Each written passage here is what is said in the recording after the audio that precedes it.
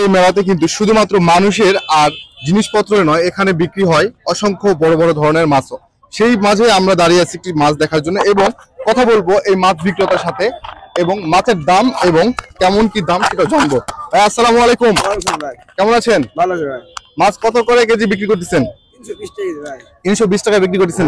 কেউ কি আসছে কেনার জন্য? হ্যাঁ আছে, মেলা মাছ বিক্রি করছে। কেমন কি দাম বলতেছে? এখন দাম বলতেছে 220-30 টাকা। এখন তো সন্ধ্যা হয়ে গেছে। কয়টা মাছ নিয়ে আসছিলেন?